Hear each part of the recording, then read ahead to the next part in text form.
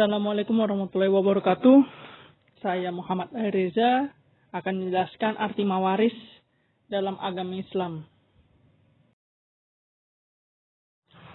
Arti dari mawaris dalam agama Islam adalah ilmu yang diberikan status hukum oleh Allah Subhanahu wa taala sebagai ilmu yang sangat penting karena ia merupakan ketentuan Allah Subhanahu wa taala dalam firman-Nya yang sudah terinci sedemikian rupa tentang hukum mawaris, terutama mengenai ketentuan pembagian harta warisan, al-furud al-muqaddarah. Warisan dalam bahasa Arab disebut al-miras, merupakan bentuk masdar infinitif dari kata wari, ayyari, wirsan, miraan, yang berarti berpindahnya sesuatu dari seseorang kepada orang lain atau dari suatu kaum kepada kaum lain. Menurut istilah, warisan itu berpindahnya hak kepemilikan dari orang yang telah meninggal dunia kepada ahli warisnya yang masih hidup, baik yang ditinggalkan itu berupa harta atau uang, tanah, atau apa saja yang bentuk hak milik legal secara syar'i. Manfaat hukum waris Islam. Yang pertama, terciptanya ketentraman hidup dan suasana kekeluargaan yang harmonis. Yang kedua, menciptakan keadilan dan mencegah konflik pertikaian. Keadilan telah ditetapkan mencegah munculnya berbagai konflik dalam keluarga yang dapat berujung pada tragedi pertumpahan darah. Meski dalam prakteknya selalu saja muncul penentangan yang bersumber dari akal pikiran.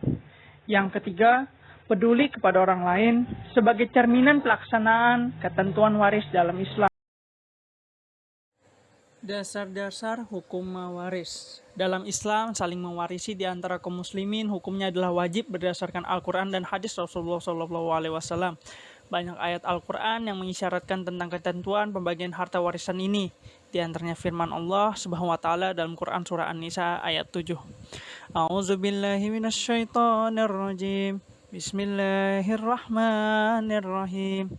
Lirijali nasibum mimma tarakal walidani wal aqrabun walin nisa'i nasibum mimma tarakal walidani wal aqrabun mimma qalla minhu aw kathura nasiban mahruza. Artinya, bagi orang laki-laki ada hak bagian dari harta peninggalan ibu bapak dan kerabatnya. Dan bagi orang wanita ada hak bagian pula dari harta peninggalan ibu bapak dan kerabatnya, baik sedikit atau banyak menurut bahagian yang telah ditetapkan. Selanjutnya, ketentuan mawaris dalam Islam. Ketentuan mawaris itu ada 5. Yang pertama, ahli waris. Yang kedua, syarat-syarat mendapatkan warisan. Yang ketiga, sebab-sebab menerima harta warisan. Yang keempat, sebab-sebab tidak mendapatkan warisan. Yang kelima, ketentuan pembagian harta warisan. Selanjutnya, ketentuan mawaris yang akan saya jelaskan. Yang pertama itu adalah ahli waris. Jumlah ahli waris yang berhak menerima harta warisan dari seseorang yang telah meninggal dunia ada 25 orang, yaitu 10 dari ahli waris pihak perempuan yang biasa disebut ahli waris zawil furud yang bagiannya telah ditentukan. Yang kedua, 15 orang dari ahli waris pihak laki-laki yang biasanya disebut ahli waris asabah yang bagiannya berupa sisa setelah diambil dari zawil furud. Ini adalah gambar bagan ahli waris.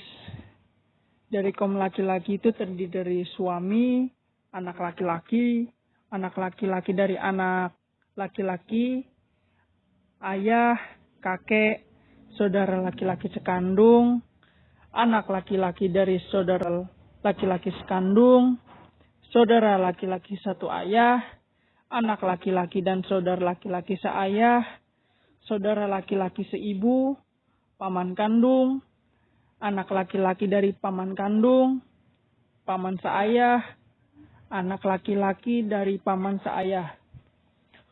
Untuk di kaum perempuan ada istri, anak perempuan, anak perempuan dari anak laki-laki, ibu, ibunya bapak, ibunya ibu, saudara perempuan sekandung, saudara perempuan seayah, dan terakhir saudara perempuan seibu. Ketentuan mewaris yang kedua adalah syarat-syarat mendapatkan warisan.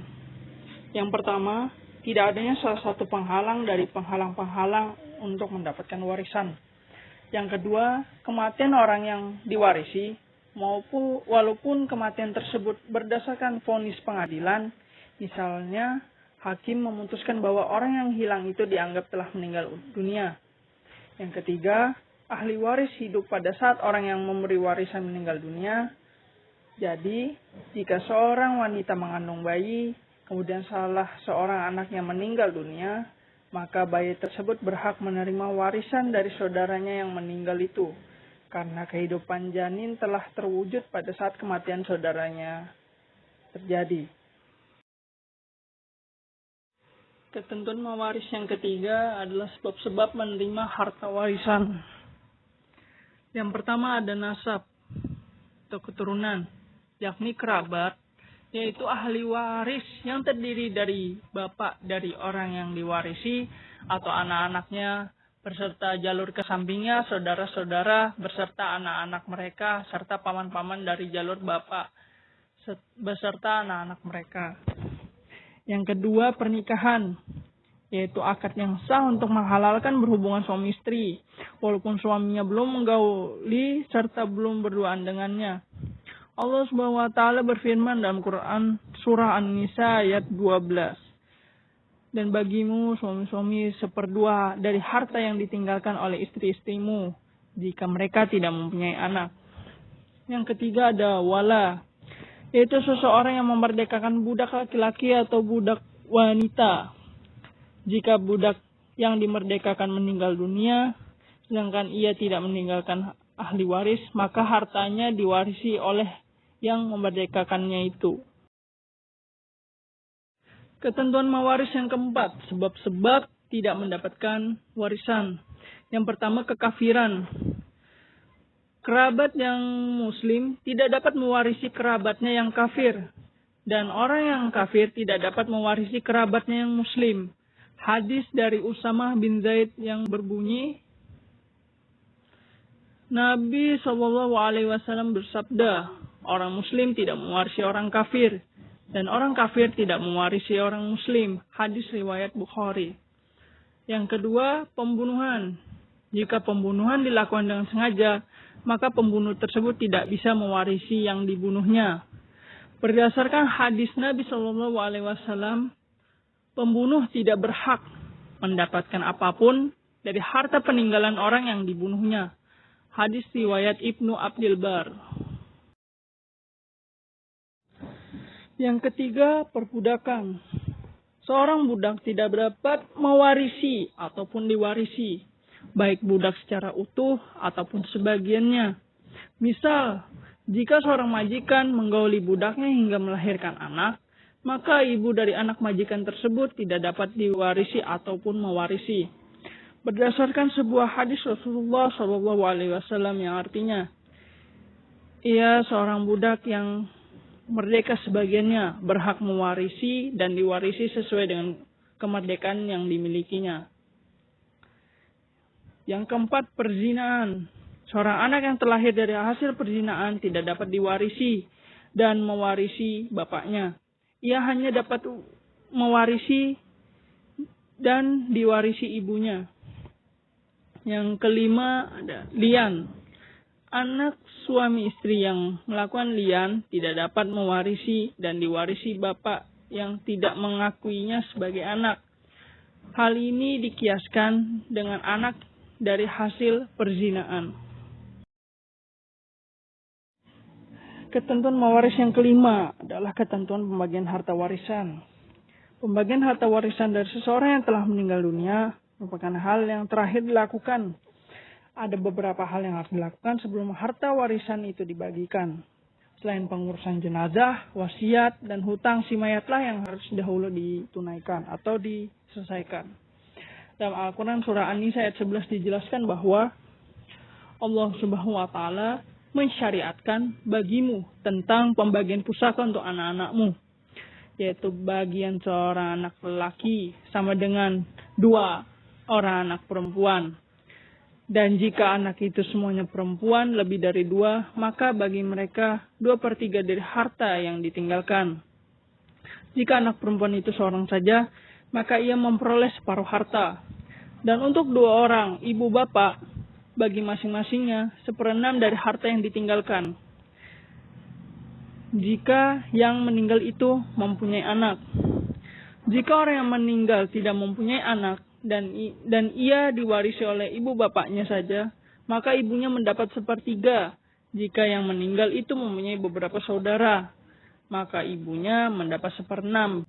Pembagian tersebut di atas sesudah dipenuhi wasiat yang ia buat dan sesudah dibayar hutangnya.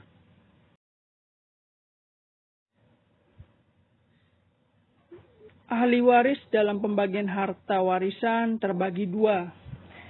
Yang pertama ahli waris zawil furud, yang artinya yang bagiannya telah ditentukan. Yang kedua ahli waris asabah, yang bagiannya berupa sisa setelah diambil oleh zawil furud. Selanjutnya, arti dari ahli waris zawil furud itu adalah ahli waris yang memperoleh kadar pembagian harta warisan yang telah diatur oleh Allah SWT dalam Quran Surah An-Nisa dengan pembagian terdiri dari 6 kelompok. 1/2 atau setengah atau 1/4, 1/8, 2/3, 1/3, dan 1/6. Kelompok yang pertama dalam zawil furud, yang pertama adalah yang mendapat 1/2 atau setengah. Yang pertama, anak perempuan tunggal. Jika tidak ada anak dan cucu laki-laki. Yang kedua, cucu perempuan tunggal dari anak laki-laki. Jika tidak ada anak dan cucu laki-laki. Yang ketiga, saudara perempuan sekandung jika tidak ada anak. Yang keempat, saudara perempuan tunggal sebapak jika tidak ada anak. Suami jika tidak ada anak atau cucu. Kelompok yang kedua adalah yang mendapat bagian 1/4. Yang pertama, suami jika istri meninggal tidak memiliki anak laki-laki atau cucu laki-laki atau perempuan dari anak laki-laki. Yang kedua, istri jika suami yang meninggal tidak memiliki anak laki-laki atau cucu laki-laki atau perempuan yang dari anak laki-laki.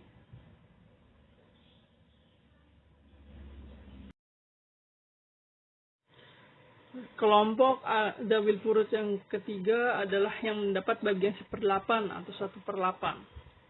Yang berhak mendapatkan bagian 1/8 adalah istri.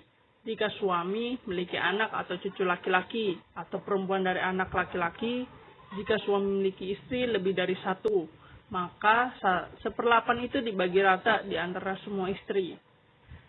Kelompok yang keempat yang mendapat bagian 2/3. Yang pertama, 2 anak perempuan atau lebih, jika tidak ada anak laki-laki. 2 cucu perempuan atau lebih dari anak laki-laki, jika tidak ada anak perempuan. 2 saudara perempuan sekandung atau lebih, jika tidak ada anak dan saudara laki-laki. Yang keempat, 2 saudara perempuan sebapak atau lebih, jika tidak ada anak dan saudara laki-laki. Untuk kelompok zawil furud yang kelima adalah yang mendapat bagian 1/3. Yang pertama, dari ibu. Jika yang meninggal dunia tidak memiliki anak laki-laki, cucu perempuan atau laki-laki dari anak laki-laki, tidak memiliki 2 saudara atau lebih, baik laki-laki atau perempuan. Yang kedua, 2 saudara seibu atau lebih, baik laki-laki atau perempuan. Jika yang meninggal tidak memiliki bapak, kakek, anak laki-laki, cucu laki-laki atau perempuan dari anak laki-laki. Yang ketiga, kakek. Jika bersama 2 orang saudara kandung laki-laki atau 4 saudara kandung perempuan, atau seorang saudara kandung laki-laki dan 2 orang saudara kandung perempuan. Kelompok zawil furud yang terakhir adalah yang mendapat bagian 1/6. Yang pertama, dari ibu. Jika yang meninggal dunia memiliki anak laki-laki atau cucu laki-laki, saudara laki-laki atau perempuan lebih dari 2, yang sekandung atau sebapak atau seibu. Yang kedua, dari nenek. Jika yang meninggal tidak memiliki ibu dan hanya ia yang mewarisinya. Jika nenek lebih dari 1, maka bagiannya dibagi rata. Yang ketiga, dari bapak, secara mutlak mendapat 1/6, baik orang yang telah meninggal memiliki anak atau tidak. Yang keempat, kakek, jika tidak ada bapak. Yang kelima, dari saudara seibu, baik laki-laki atau perempuan. Jika yang meninggal dunia tidak memiliki bapak, kakek, anak laki-laki, cucu perempuan atau laki-laki dari anak laki-laki. Yang keenam, cucu perempuan dari anak laki-laki, jika bersama dengan anak perempuan tunggal, tidak ada saudara laki-laki, tidak ada anak laki-laki, paman dari bapak. Yang ketujuh, saudara perempuan sebapak, jika ada satu saudara perempuan sekandung, tidak memiliki saudara laki-laki sebapak, tidak ada ibu, tidak ada kakek, tidak ada anak laki-laki. Selanjutnya, saya akan jelaskan ahli waris asabah. Arti ahli waris asabah itu perolehan bagian dari harta warisan yang tidak ditetapkan bagiannya dalam furud yang 6. 1/2, 1/4, 1/3, 2/3, 1/6, 1/8. Tetapi mengambil sisa warisan setelah ashabul furud mengambil bagiannya. Ahli waris asabah bisa mendapatkan seluruh harta warisan jika ia sendirian atau mendapatkan sisa warisan jika ada ahli waris lainnya, atau tidak mendapatkan apa-apa jika harta warisan tidak tersisa. Rasulullah SAW bersabda dari Ibnu Abbas radhiyallahu anhu, dari Nabi SAW bersabda, berikanlah bagian faraid warisan yang telah ditetapkan kepada yang berhak, maka bagian yang tersisa bagi pewaris lelaki yang paling dekat nasabnya. Hadis riwayat Bukhari. Dalam ahli waris asabah terbagi menjadi 2. Yang bernama asabah bin nasab atau hubungan nasab. Yang kedua, asabah bis sabab, karena sebab. Asabah bin nasab itu tergolong ada 3 lagi. Yang pertama asabah bi'an nafsi, yang kedua asabah bil ghair, yang ketiga asabah ma'al ghair. Selanjutnya saya akan jelaskan itu adalah asabah bi'an nafsi. Arti dari asabah bi'an nafsi itu adalah semua ahli waris laki-laki kecuali suami, saudara laki-laki seibu atau mu'tik yang memerdekakan budak. Ahli waris di atas dapat dikelompokkan menjadi 4 arah. Yang pertama, arah anak mencakup seluruh anak laki-laki, keturunan anak laki-laki, mulai cucu, cicit, dan seterusnya.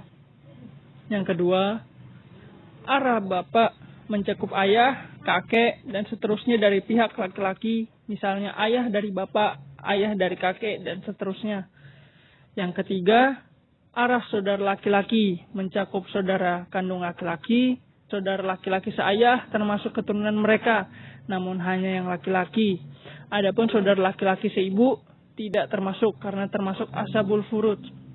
Yang keempat, arah paman mencakup paman kandung dan paman seayah termasuk keturunan mereka dan seterusnya. Selanjutnya adalah asabah bil ghair. Ahli waris asabah bil ghair ada 4, semuanya dari kelompok wanita. Dinamakan asabah bil ghair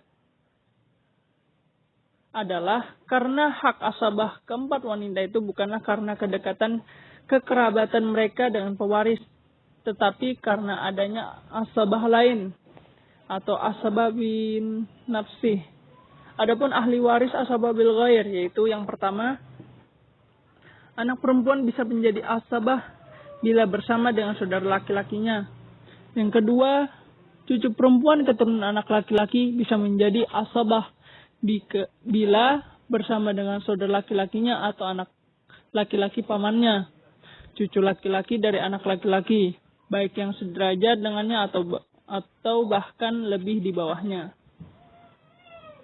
Yang ketiga, saudara kandung perempuan akan menjadi asabah bila bersama dengan saudara kandung laki-laki. Yang keempat, saudara perempuan seayah akan menjadi asabah bila bersama dengan saudara laki-laki. Selanjutnya, asabah ma'al ghair. Orang yang termasuk asabah ma'al ghair ada dua golongan. Yang pertama, saudara perempuan sekandung satu orang atau lebih berada bersama dengan anak perempuan satu atau lebih atau bersama putri dari anak laki-laki satu atau lebih atau bersama dengan keduanya. Golongan yang kedua, saudara perempuan seayah satu orang atau lebih bersama dengan anak perempuan satu atau lebih atau bersama putri dari anak laki-laki satu atau lebih atau bersama dengan keduanya. Selanjutnya saya akan menjelaskan asabah bisabab atau karena sebab, kelompok dari ahli waris asabah yang kedua. Yang termasuk asabah bisabab atau karena sebab adalah orang-orang yang membebaskan budak baik laki-laki atau perempuan jika semua ahli waris itu ada atau berkumpul.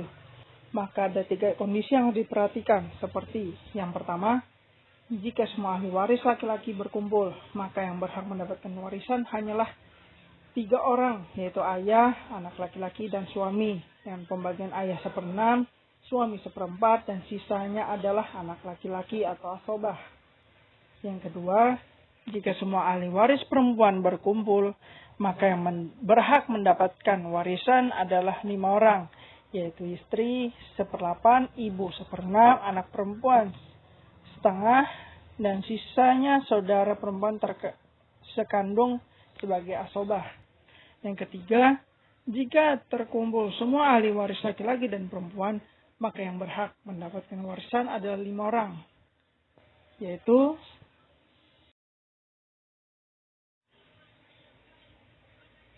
ibu, bapak, anak laki-laki, anak perempuan, suami atau istri, dengan pembagian sebagai berikut.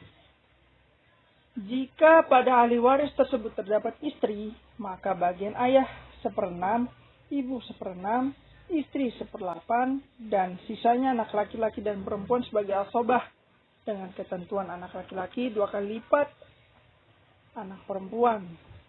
Yang kedua, jika pada ahli waris tersebut terdapat suami, maka bagian ayah 1/6, ibu 1/6, suami 1/4, dan sisanya anak laki-laki dan perempuan sebagai asabah, dengan ketentuan anak laki-laki 2 kali lipat anak perempuan.